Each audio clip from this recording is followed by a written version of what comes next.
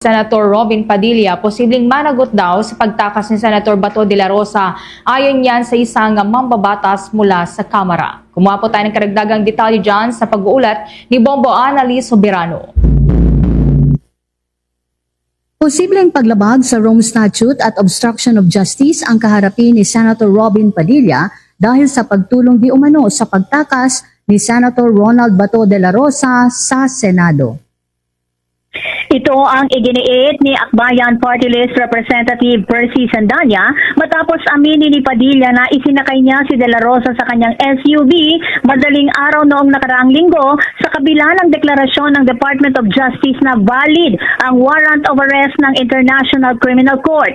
Sinabi ni Sandanya, nakakatawa ang pagdepensa ni Padilla dahil mismo ang senador ang umamin na siya ang nag-udyo kay De La Rosa na umalis ng Senado at sa kanya rin ang ginamit na sasakyan. Ayon sa mambabatas, ang pagharang sa ICC warrant ay maaaring pumasok sa Article 70 ng Rome Statute at Presidential Decree 1829.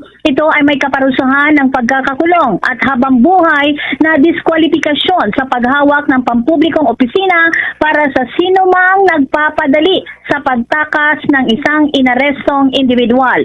Dahil dito, hinimok ni Sandanya ang mga autoridad na imbestigahan si Padilla at maglunsad ng isang nationwide manhunt upang maaresto ang nagtatagong si De La Rosa. Pakinggan natin ang pahayag ni Representative Percy Sandanya. Ang nakakatawa dito, paano masasabi ni Sen. Robin na hindi niya itinakas si Sen. Bato? Inamin niya na siya mismo ang nag-udyok na umalis ito sa Senado at siya pa ang may-ari ng getaway vehicle. Baka na FOMO si Sen. Robin kay Digong at Bato. Ayan tuloy, na-violate niya ang Article 70 ng Rome Statute on offenses against the administration of justice dahil sa pag-obstruct niya na enforcement ng ICC warrant. Imbes na maging palusot, nagmistulang confession ng pahayag ni Sen. Robin. At the very least, our authorities should investigate and question Sen. Robin on the whereabouts of Bato and file the necessary charges. Isang kahihiyan ng pagkakanlong ng ilang senador sa taong nagpapatay ng libu-libong Pilipino.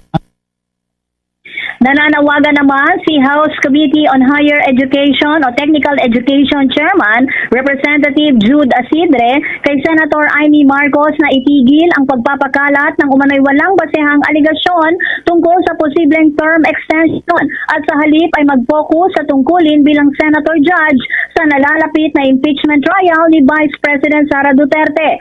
Tugon ito ni Asidre sa pahayag ni Senator Marcos na may plano na amyendahan ang konstitusyon para palawigin ang termino ni Pangulong Ferdinand Marcos Jr. at maiwasan ang 2028 elections. Giit ni Asidre, malinaw sa 1987 Constitution ang isang 6 na taong termino para sa Pangulo. Binigyang diin niya na dapat paghandaan ng Senado ang impeachment proceedings bilang impeachment court at pairalin ang maayos, patas at may due process na paglilitis.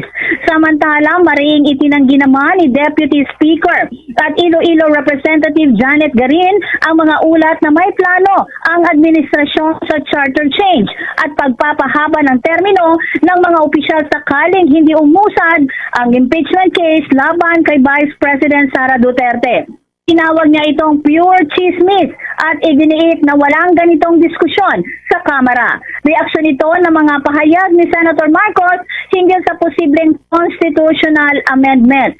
Ayon kay Garin, layunin lamang ng mga ganitong alegasyon na ilihis ang atensyon mula sa tunay na issue at magpakalat ng maling impormasyon. Kaya nananawagan si Garin sa mga leader ng gobyerno na huwag gamiting sandata ang mga haka-haka sa gitna ng sensitibong usaping pampulitika. Dito sa Kamara, Bombo Annalise Montaño Soberano nag-uulat. And this is Bombo Radio Philippines, the #1 and most trusted source of news and information.